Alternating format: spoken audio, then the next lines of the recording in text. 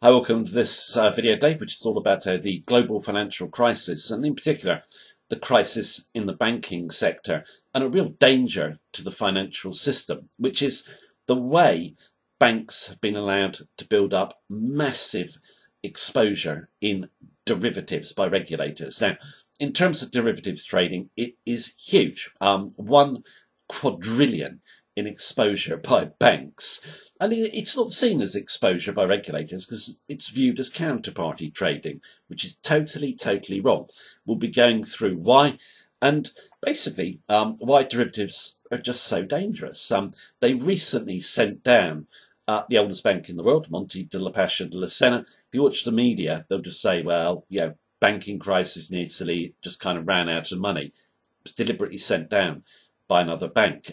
That's got huge implications.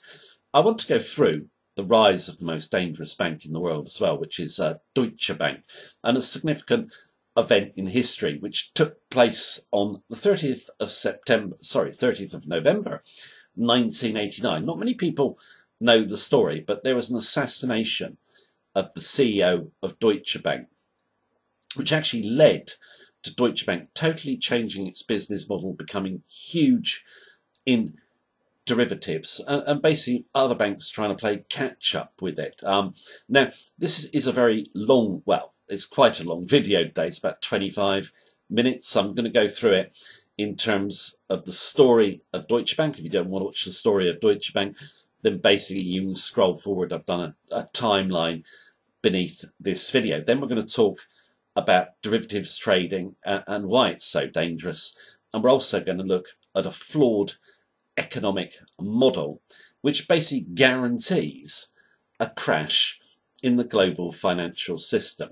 Right, we're going to start off with the story of Deutsche Bank and the rise of derivatives trading, then talk about the dangers, and then the flawed economic model. Right, just a quick short intro, and then I'll be back to discuss.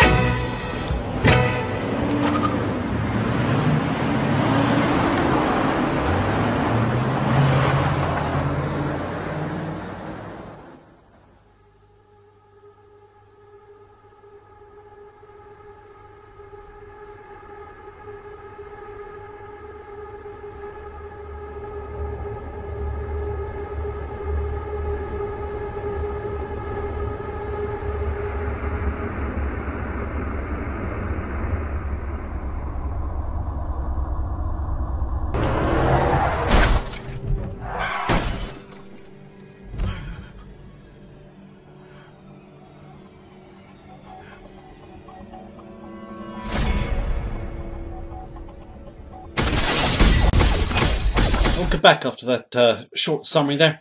Merged two clips together, actually. First one is from the excellent German documentary Black Box DRB about Herr Hausmann's assassination. The second clip is actually from a German TV programme about the RAF, the main suspects, and a typical hit that they would do. And that is not the way Herr Hausmann met his death, by just being shot. I'll come back to how he was killed in a moment. But the RAF were the #1 suspects because they specialised in basically killing or kidnapping prominent industrialists, bankers, etc. At the time. Okay, obviously they were well-known urban terrorist organisation. Most people probably know them by the name the Baader-Meinhof gang. Okay, they had actually killed the president of Dresdner Bank, and rather strangely, his own goddaughter was in the hit squad. There was a lot of women in the RAF. Anyway, I digress. Now, in terms of them, they were the #1 suspects, but they didn't have the capability of killing Herr Hausmann. You couldn't just drive up to him or ram his car or anything like that. It's armed Mercedes, armed bodyguards, bulletproof glass. He was well protected. He was killed in a very sophisticated way. roadside bomb that required specialist knowledge, needed split-second timing to hit the weakest part of the car as it went by, which was the door, and just basically pierce through and kill him. And that's basically what happened. Now, Red Army faction was seen as number one suspects. I've already said they didn't have the capability. At the time, it was said the East German secret police, the Stasi, helped them. Now, they definitely had the capability, but neither them or the Red Army faction would have been interested in killing Haussmann. Why? Because Haussmann was a rather forward-thinking kind of socialist banker. He came up with the idea of reducing third world debt, for example. He also came up with the idea of building banks for reconstruction in Eastern Europe with very favourable loan rates. Stasi just wouldn't have been interested, and the Red Army faction could find far better targets than Herr Haussmann because he actually believed in a lot of things that they believed. He was paranoid about his personal security, though. Why? He said he'd attended several bankers' meetings, the IMF, etc. And he said there was an air of menace towards him. He was in fear of his life, and he very often wore a bulletproof vest. Now, he wasn't popular with the American banking community at the time. Obviously, they had massive exposure to third world debt. So, did bankers kill him? They certainly had the money to pay for that sort of hit. Or maybe people friendly to the bankers killed him. CIA, maybe. We'll never know. But I find the story, I mean, it's forgotten to history, but I just find it a fascinating story. Just incidentally, before I finish off about Herr Haussmann, we move on to talking about derivative and counterparty debt. The main suspect was a guy called Gratz. He was obviously an RAF terrorist, but he hadn't been active for a long time. And the police did actually eventually hunt him down at a railway station, and they had a shootout with him. And basically, the story went at the time that the shootout occurred. Gratz then fell off the train platform and accidentally shot himself in the head, which is absolutely ludicrous if you think about it. So why were the German police after someone, who probably didn't do it? Why were they so obsessed with the RAF? The RAF were in real decline then anyway. They weren't really a prominent terrorist organisation anymore at all. It just all seems kind of odd to me. I just find it a fascinating story. You don't hear many people talk about it. So anyway, I hope you enjoyed that little bit of a who done it. Now, coming back to Deutsche Bank, after Herr Haussmann died, it became something that Herr Haussmann would truly be appalled at. It's become today the world's most dangerous bank. Okay, now let's take its derivatives exposure. 20 times the size of German GDP, 5 times the size of Eurozone GDP. How can a bank seriously have that sort of exposure in the markets? We hear a lot about banks are much safer than they've ever been due to all these stringent financial regulations. Deutsche Bank is really bust. Okay, but it's got that massive derivatives exposure. Why don't regulators see that? They see the debt or the exposure as counterparty, okay, which I'm going to return to in a moment. Now, I did mention Monte de la Pasha de la Sena was basically finished off, for want of a better word, by another bank. No guesses for the bank. It was Deutsche Bank. And I just want to go through how they did it and a little explanation of derivatives and how dangerous they are. Then we're going to come back and talk about the banking sector in more detail and why we are so close to a really bad problem coming. Okay, the clip is actually from one of my favourite TV programmes. It's actually on RT. Only take a few minutes.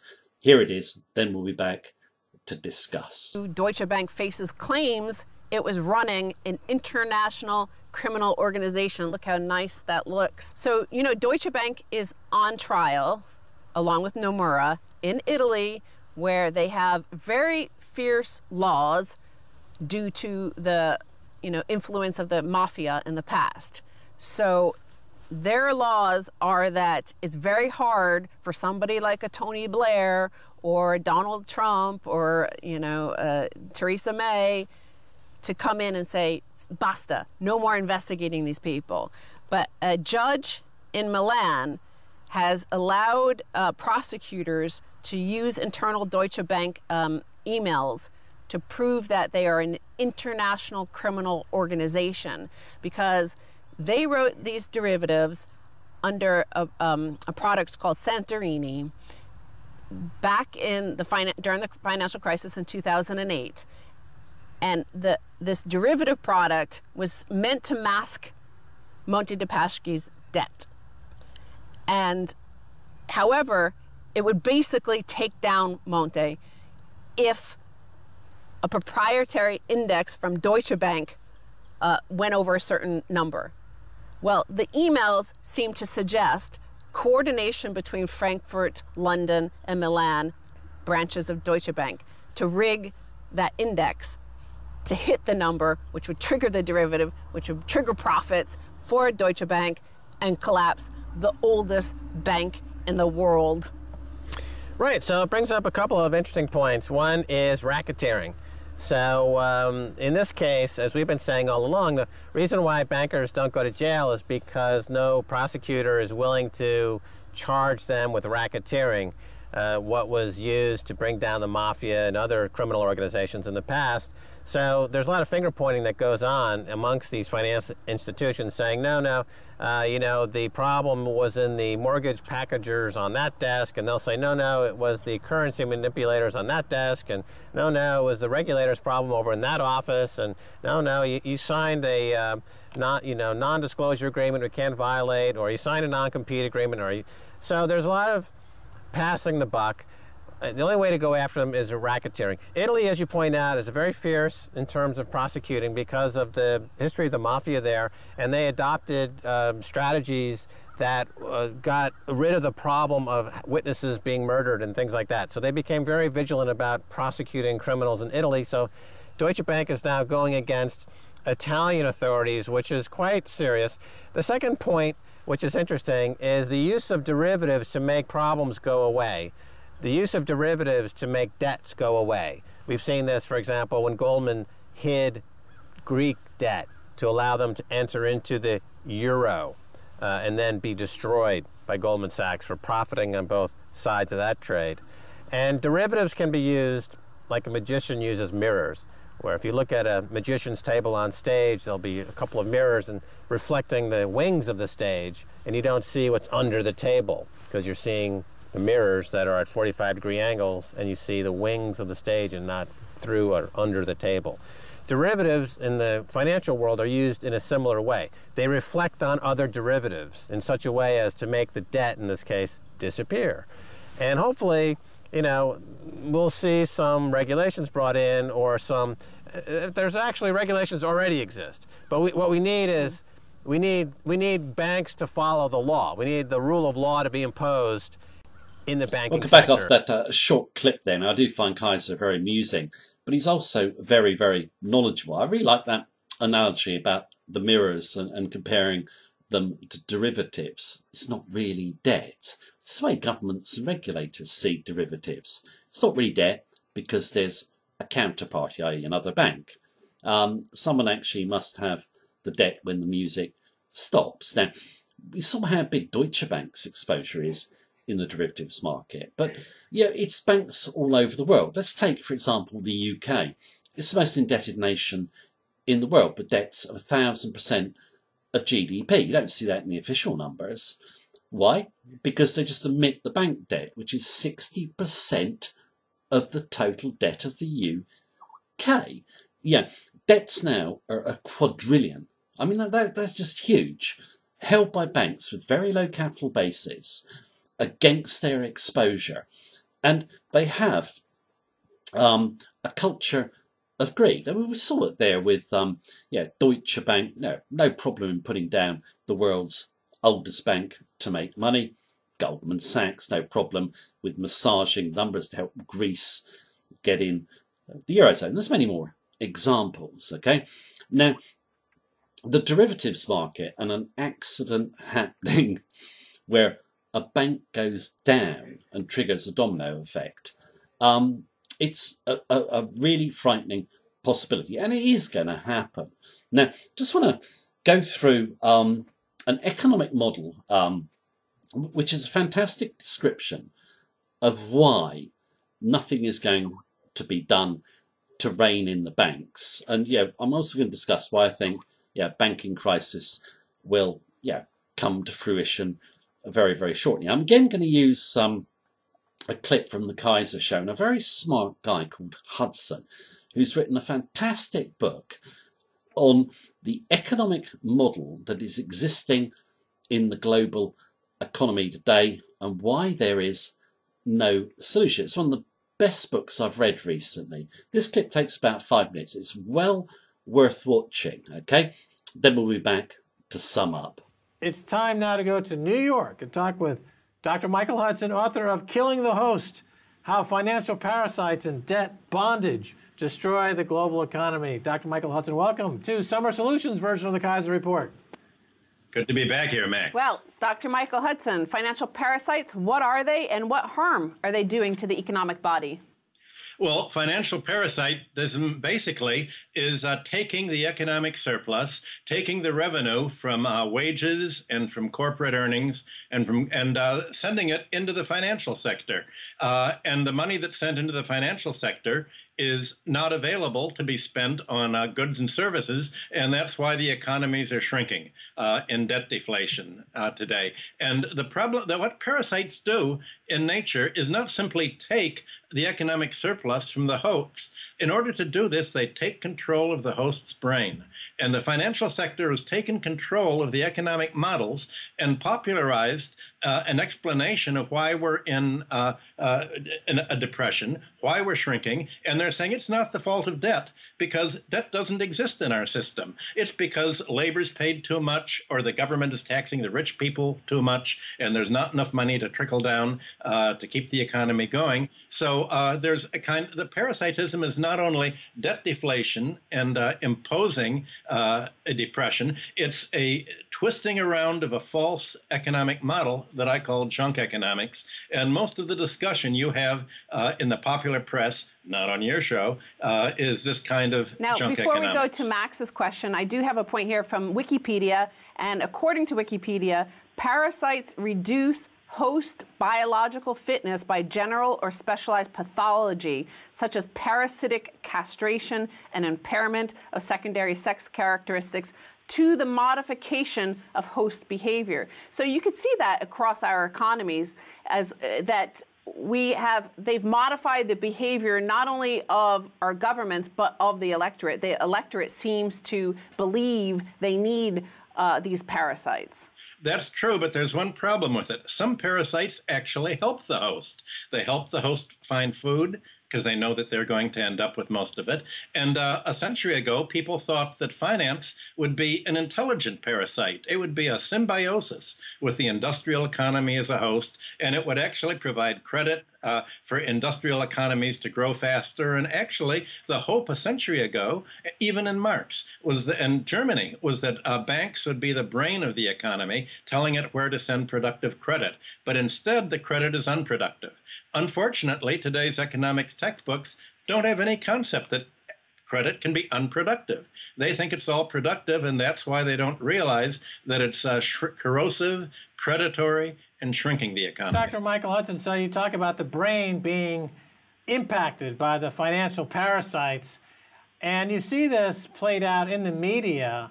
And what I've noticed recently is you've got, for example, a couple of Hollywood movies like The Big Short, or now we've got one with George Clooney called Money Monster, where they seem to make a fun of the fact that the economy is being eaten alive by toxic, fatal, parasitical organisms on Wall Street in the City of London. So I would imagine that's a good indication of how diseased the brain of the cultural surroundings are. What are your thoughts on that?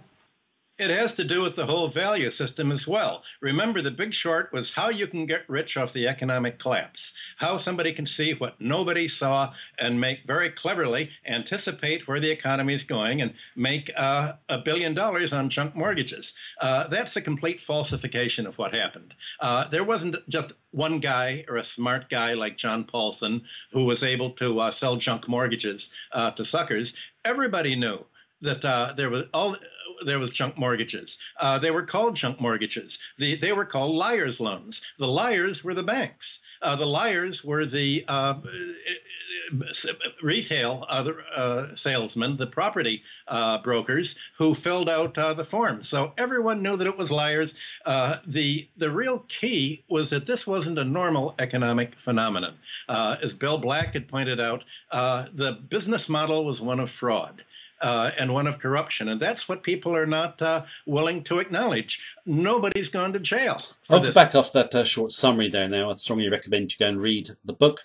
It is a fantastic book. It's also very depressing because, you know, nothing is going to be done to stop a banking crisis, okay? And, you know, we talked about banks being heavily exposed in the derivatives market. They're also heavily exposed in the stock market. We've had low volatility, so they've done okay there. They're also heavily exposed in terms of loans to emerging markets. What we've got now is banks turning off the liquidity tap and tightening rates. So my own view is we've seen low volatility. As soon as volatility picks up, someone is going to get caught out in the derivatives market, a bank or several banks, okay? But they could also be caught out in emerging markets, in my view. I think there's going to be huge defaults there. Banks are not financially sound. We're going to see one or a few go down and just trigger a domino effect. Global financial system, very, very fragile. Now, in this video, I did dwell a lot on the story of Herr Hausmann of Deutsche Bank. Imagine if all bankers were like him. We wouldn't have the problems that we do today. Now, I do firmly believe that he was killed on behalf of the banking community. We also saw Deutsche Bank being accused of racketeering. So you got murder, racketeering. How different are the bankers from the mafia? Now, I'm not saying every banker is bad, of course. There's many decent bankers out there. But you do have a greed culture, which they're just not seen as criminals, or in the same way as criminals. I personally think that, you know, doing what they did to Monty de la Passion and Senna, you should get a jail sentence. But bankers are an exception. Why? Because their influence is so big. It goes up to government level. Nothing is ever going to be done. Yeah, we are going to see, as we move forward, unfortunately, a big crisis. And it's not that far away, in my view. So, hope you enjoyed the video today. Thank you for watching as usual. Take care and have a good day.